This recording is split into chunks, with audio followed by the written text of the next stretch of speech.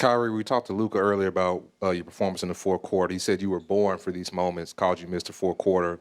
So for one, I guess, what does it mean to hear your teammate talk about you like that? And in that fourth quarter, is it just something as simple as does a switch flip on off to you? Like, why are you so comfortable in these moments? I appreciate his words. Luca's funny, man. I feel like we're both born for this, if you ask me. But yeah, it's just basketball, man. It's you got to give the game what it needs at times, and I felt like in that fourth quarter we had a good run going, and those guys were pressuring the basketball up the floor. So when we got into the paint, I felt like we just had to convert, get a few stops. We were playing back and forth game for a little bit with them, but I had confidence in our guys when we got stops in that fourth quarter and we got on transition. We just had to continue to push and get some easy ones, and then down the stretch, that's where we make our money, man. Since All-Star break, we've been up there with some of the top teams in the league. We're finishing clutch games. We have a great clutch record. So I think we have that poised now, and we're showcasing just our skill sets out there that a lot of teams have to guard. The depth that we have, a lot of teams have to guard each one of us, and you got to pick your poison. So in the fourth quarter, when I'm being aggressive, I know it opens opportunities not only for myself but for my teammates. Kyrie, you're known for being a historian of the game right here. Thank you. I'm one of few.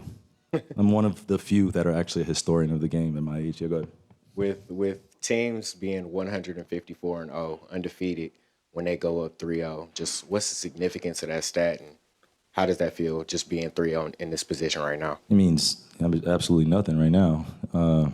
That's not even something I'm thinking about. Going into Game 4 is still 0-0.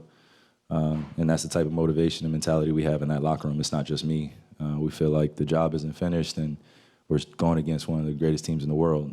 They still have the capability of beating us on any given night, and we have to treat them like that. So, it's a time to celebrate after the game, but once I get up here, it's on to the next thing and thinking about my recovery work, putting my kids to bed, watching film, and just getting ready for this war, man. War-like battle that's going to come next game, so got to appreciate where we are, but at the same time, don't take it for granted, and don't take the other team for granted, because they're pretty sure they're going to watch this interview. They're going to study all our habits and see if we, lay down a little bit and get comfortable. I don't want to get comfortable at all. I want to push forward even more so and have our best game 4, and live with the results after that. Kyrie, in the fourth quarter, you don't show any emotion. You stay focused on it all the time. And how do you manage to stay in the zone for so long? Yeah. No, thanks for talking. Thanks for speaking. I know you were giving your best. The fourth quarter is, it's just you get a chance to see your competitors' emotions. You get to see what they're made of. You get to see the plays that they run in the clutch, and it's just a chess match. So I think that's the approach I take throughout most of the game, but especially in the fourth quarter. When the game is in the balance, they're taking the lead, we're taking the lead. There's a few foul calls that are called that slows the game down. But you just got to pay attention to all the little things. And, I feel like you put yourself in a great position. And also, when we come into our huddles, whether we're on the floor or whether in timeouts, we are constantly communicating, and we're constantly giving each other that reassurance and confidence that, we're a good team too, and we got to finish the job. Kai, you mentioned Luka's also born for those clutch situations. What do you see that makes him uniquely suited to be a closer, especially at this stage? I think he's shown it over and over.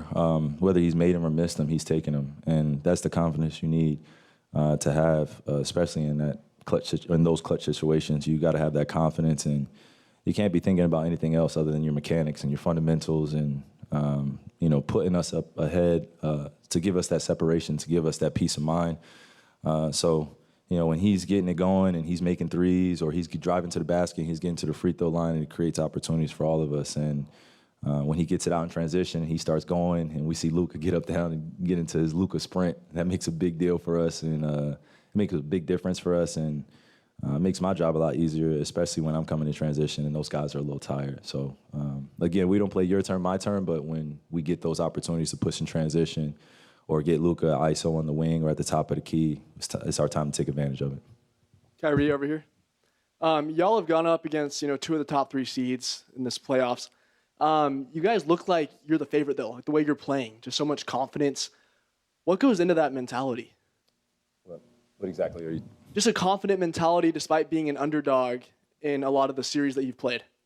I mean, if you look at our regular season, I don't think it tells the whole truth of who we are, or who we were. I felt like, the second half of the season, everybody got to, kind of see what we were made of. But if you look at the beginning of the season, I mean, we were on pace for having a great season still. I think we would have finished 1 through 3. That's playing hypotheticals, if I don't get injured, or if Luke is not laboring a little bit, or if we don't go through kind of those big transitions that we had in the season where we had lineup changes. So I take all that into account when I look at who we are now. We've grown over the past few months.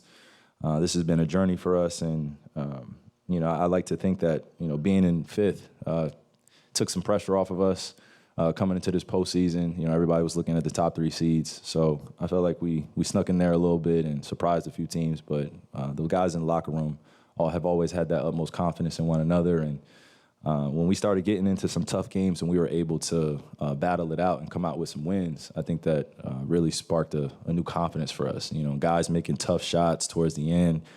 I mean, I think you guys remember that Cleveland game, right? We, now it's in Cleveland history. It had to be against me, but I look at my teammates and I'm telling them, I'm like, I was so pissed we lost there.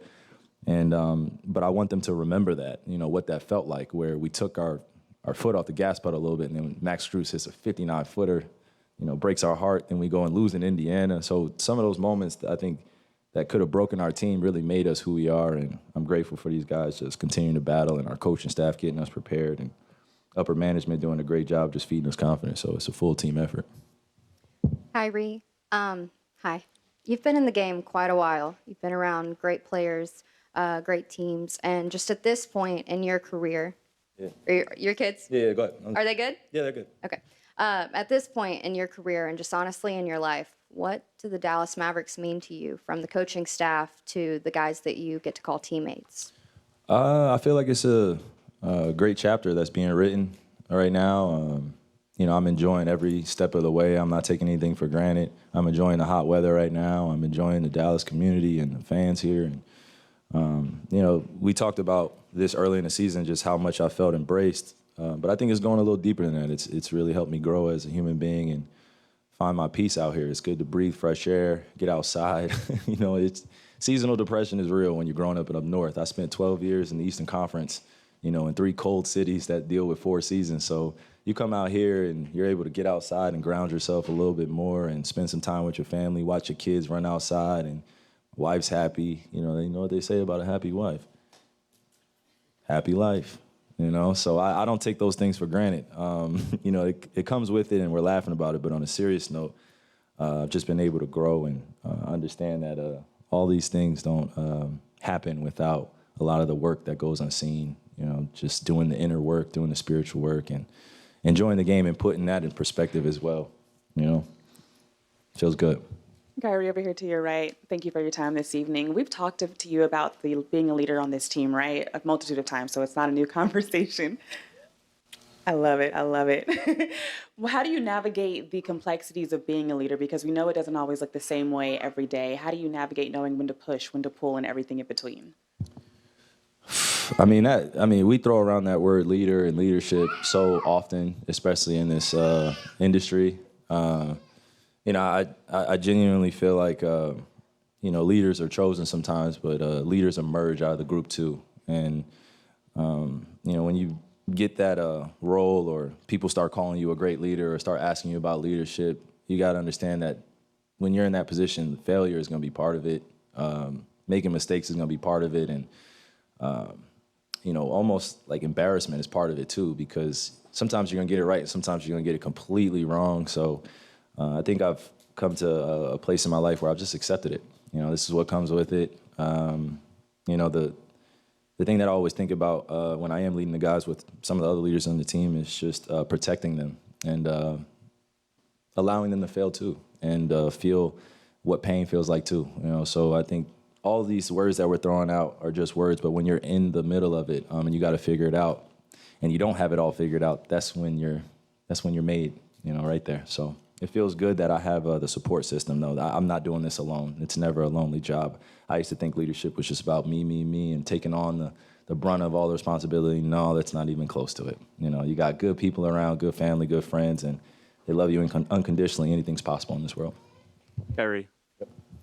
Kyrie, it feels like especially since the trade deadline, that you guys keep finding new ways to win. You know, you learn to win with defense. You learn to win when players are out. The first 2 games of the series, you know, you learn to win even when you weren't hitting threes. You know, tonight you guys lost. You know, didn't have Derek Lively for a lot of the game. You know, Jason Kidd said it was going to be about shot making down the stretch. Is there a through line that, you know, runs through all of this, you know, ability to keep finding different ways to win, even if it looks very different than A through line? What do you mean? a through line or a theme? Like what's the cause? Yeah, in this roster and this team. You got some. Yeah, man, you got some. As we say, we got some bad MFers in that locker room, man. We got some guys that don't care about doing the dirty work and doing the little things for us to win, and have always preached selflessness in our locker room. And this was before I even got here. So when I got here, the culture was still being birthed a little bit. And you know, you look at their success before I got here, Western Conference Finals, and then me and Luka get together, and you know, we're trying to figure out our tandem. And then we come into the season. I think a lot of us took that as motivation and wanted to be in the best shape possible. And I think that's what's allowing us to be in the situation or the circumstance we're in now. We're in great shape. We're conditioned mentally and emotionally. And, you know, we've worked on our strategy since the All-Star break. And I think that's helped. We've built trust. And every day that we go into practice, we actually hoop against each other. We play. Not a lot of teams still practice hard, you know. So I think we're very old school in our mentality, and we're led by Jason Kidd. He reminds us that, you know, the older eras that came before you, man, just go study them, go watch them, go study some of the greatest to play, and not the greatest to ever score, but the greatest to play games. You know, the Robert Horrys, the Scottie Pippens of the world. Go study some of the guys that don't get recognized as the main guy. You know what I mean? And once you play that role and you get used to it, I think winning becomes the most important thing. So we just want to be remembered as a great team and not just great performers and individual accolades. You know, that'll come, but we just want to be remembered as a great team that put defense first.